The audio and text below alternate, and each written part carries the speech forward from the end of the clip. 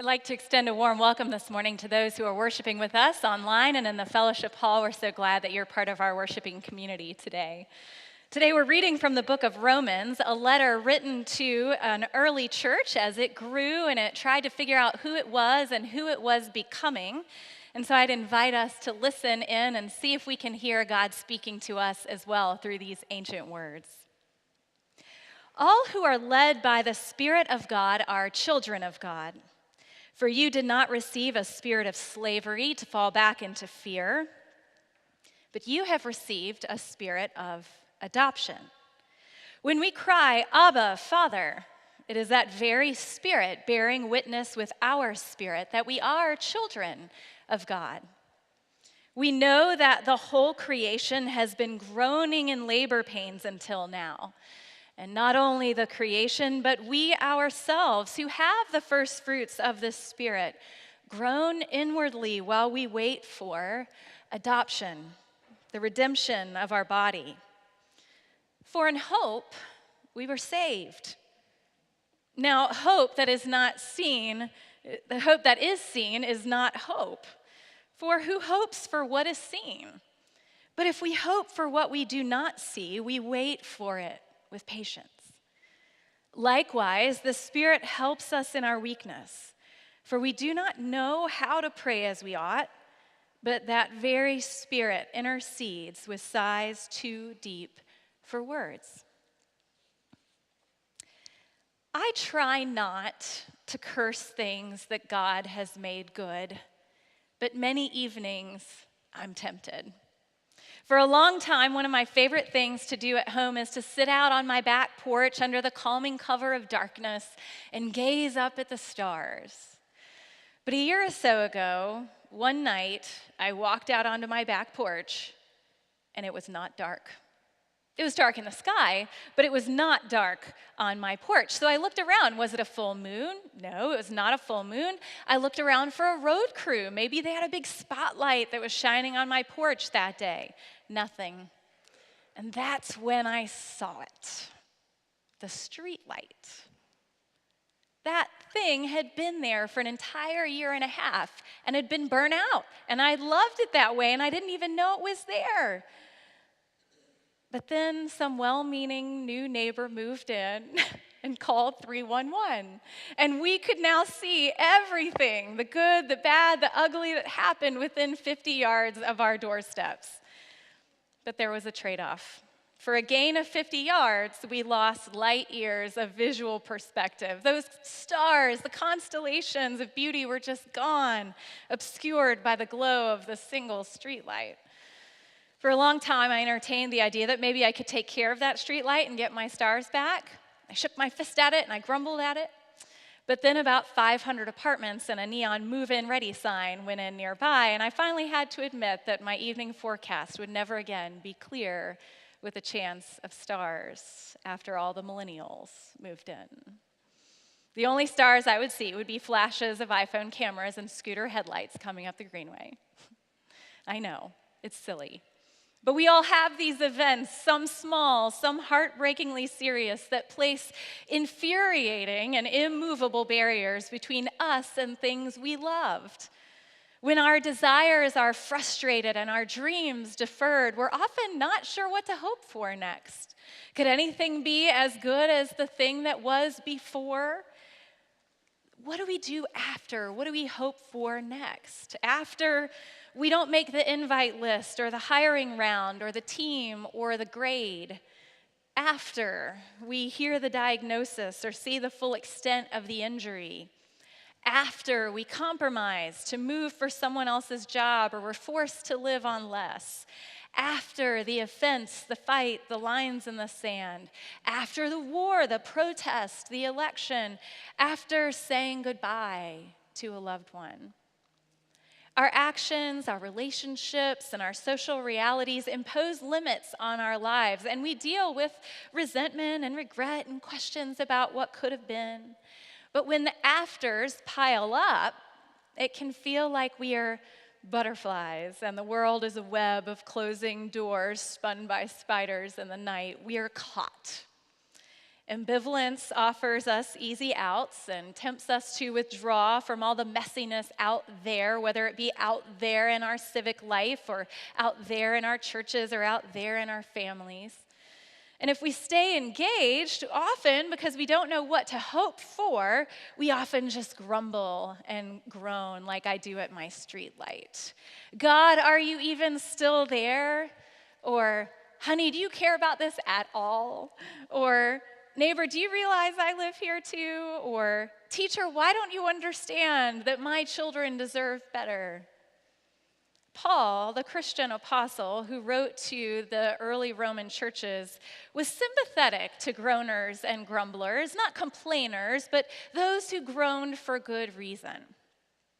The author knew real people in Rome suffered and languished in the complex webs of human limitations, the inadvertent ways that even loved ones hurt each other, and the distortions of heart and mind that allow people in power to neglect or take advantage of the weak. In his travels, Paul had likely met some Roman Jewish refugees who had been expelled under the Emperor Claudius. And in his letter to the Roman churches, he remembers them. They were people whose lives were very vulnerable. The status of their lives and families shifted with every changing emperor. Under Nero, they were let back in, but before long, Jewish people and Jesus followers, many of whom were intermarried, were under threat again. And it seems like they grumbled amongst themselves, those church people, about whose fault it was that their lives were so uncertain and how they would live on diminishing means after each consecutive interruption cut into their assets and their relationships. They probably even groaned to their church leaders, wrote a letter to their evangelists saying, we fear this Jesus thing isn't making anything easier. It seems like our futures are just becoming less clear, our relationships more complex. So where is all this going? What can we hope for after this? And the Apostle Paul wrote to them, I hear you groaning. Thanks for sharing that with me. You know, the whole creation actually groans with labor pains, a longing to see something better come to life. And yes, I'd like to think that as people who turn to God and pray with the spirit of adoption, looking to God as a parent for help, life would be easier. But Paul said, essentially, the answer is not retreat. It's not to try to shrink our lives and our relationships to the point where all we can see is what we like or what we can control. Because the truth is, there's actually no sphere small enough for that. Think about it. In our neighborhoods, there's the street light. In our families, there's holidays. Even in ourselves, can any of us say we've never done anything we swore we didn't like doing? The terrifying reality is that we can't escape to a place small and secluded enough where all is pure and good and easy. So Paul writes, the answer is actually to go big, to go all in, to throw in our fates with many of the exact people who frustrate and limit us. Here's what I mean. In Romans 8, which we read part of, Paul writes that the creation is groaning in labor pains as if it is pregnant in labor. And so you'd expect that his next words would be that we are all waiting for, in breathless anticipation, a baby like Jesus. But what he says is that having received this baby, this gift of Jesus, what the whole creation is actually groaning in labor for is adoption. An adoption, which he reminds us is an act of redemption. Apolutrosis somatos, the redemption of our body in its original language. That word for redemption was often used to describe someone who bought slaves or prisoners out of captivity and gave them safe harbor, shelter, full provision. Just like a volunteer parent might adopt a child and give them a new home and a future and safety. And tos somatos refers to our body, our flesh, all of ourselves, all of us, the one everything. Paul says, even if we're too afraid to say so, to even think it in our hearts and minds, to hope for so much, what we're really groaning for is the whole package. To have all of ourselves and everything there is redeemed, adopted, secured, safeguarded by God. Our minds, our hearts, our bodies, our siblings, our parents, our children, our neighbors, our workplaces, our city, our nation, the world, all of creation, all of it. And we often don't dare to want this consciously because it's so infuriating that it's not so now. But Paul says that we don't have to be held hostage by frustration or despair or fear of what's happening in the meantime.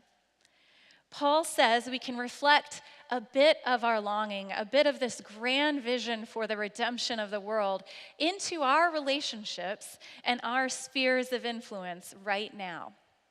And that this alone, our reflecting this grand beauty that we can't see in full, but we can reflect in part, can really change the possibilities for what comes after. Here's what I think he meant.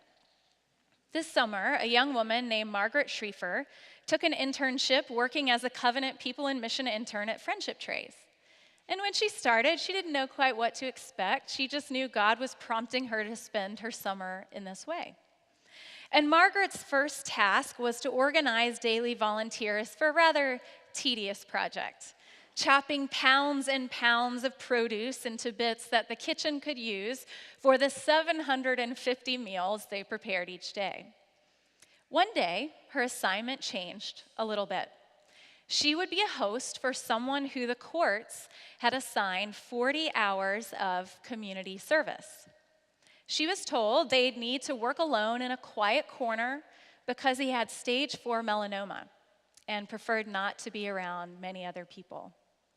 So Margaret gathered up big bunches of parsley, a couple of chairs, and her guests didn't actually speak much English, so she tried some of her middle school Spanish. She asked where he was from and what family he had, but mostly they just sat in that corner, the two of them, and picked herbs. For a change, she'd bring over cucumbers and tomatoes, and though he worked tirelessly, she noticed that he would begin to sweat even just picking parsley.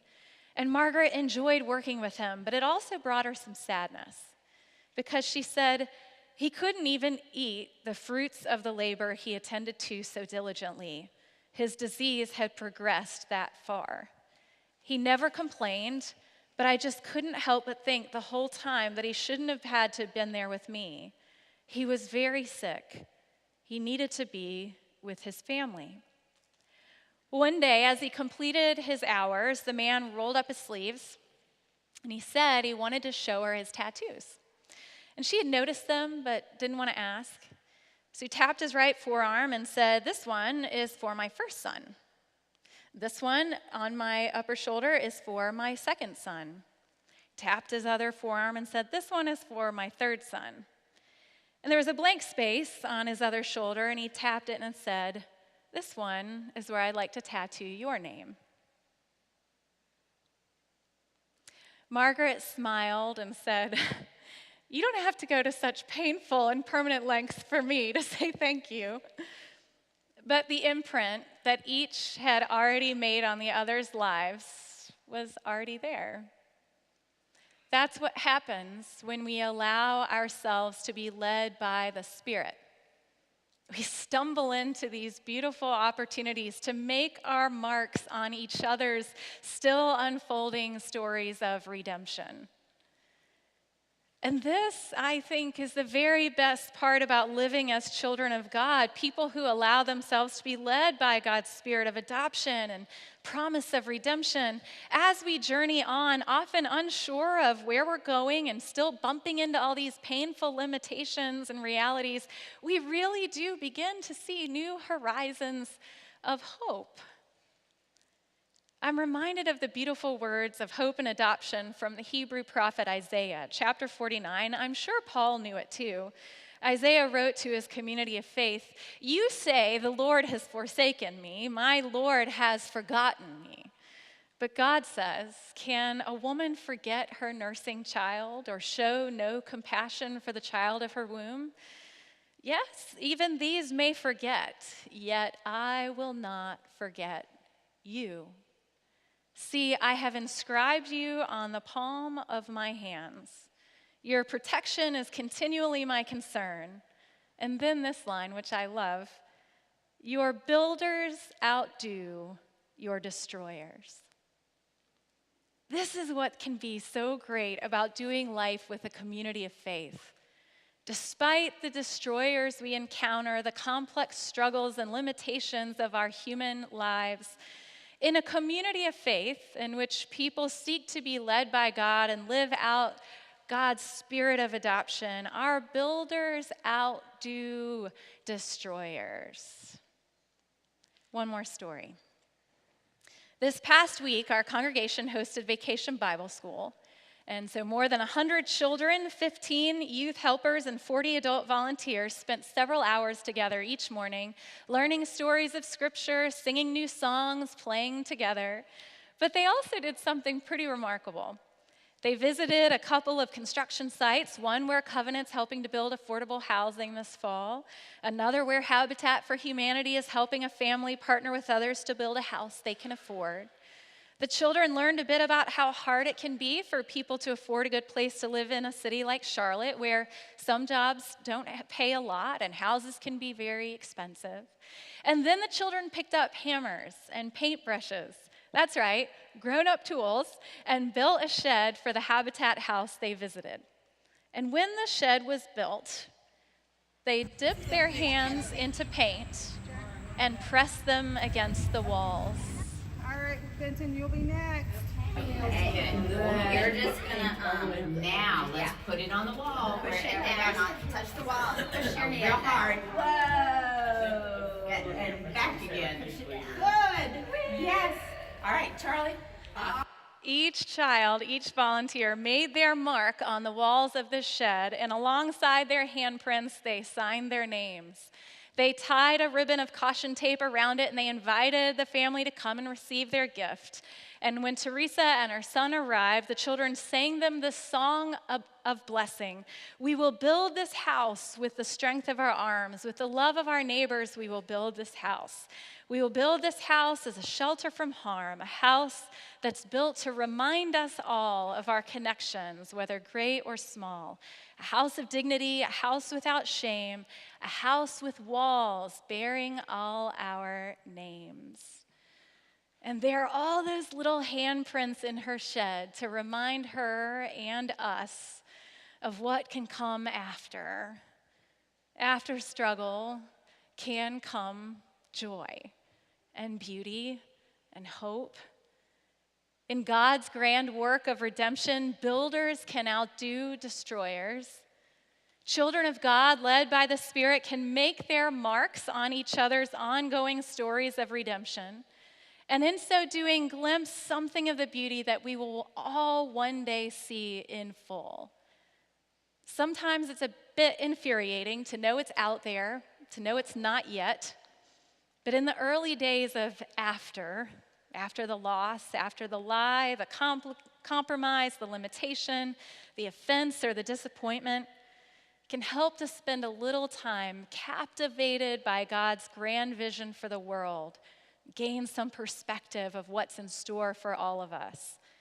To remember that our names, the names of our loved ones, the names of all the children of the world are tattooed in God's hands. And that in crying out to God, we do so because we have the spirit of adoption. And we may cry, but we cry as children held by a fiercely devoted parent. And when we aren't sure what to do or what to hope for next, we can trust that we're probably not just chopping parsley or hammering nails in fruitless labor, but that God's Spirit is praying right alongside of us with sighs too deep for words. So may we trust that we will be led by streams of living water, by the one who flung the stars in the sky and whose Spirit knows every corner of every constellation, even if we can't see them for ourselves. Let us pray. Gracious God, we are grateful for this day. We're grateful for the many signs of hope and joy that you have given us. We ask that you continue to keep our eyes wide open, that we might be captivated by what you have in store. In the name of Christ we pray. Amen.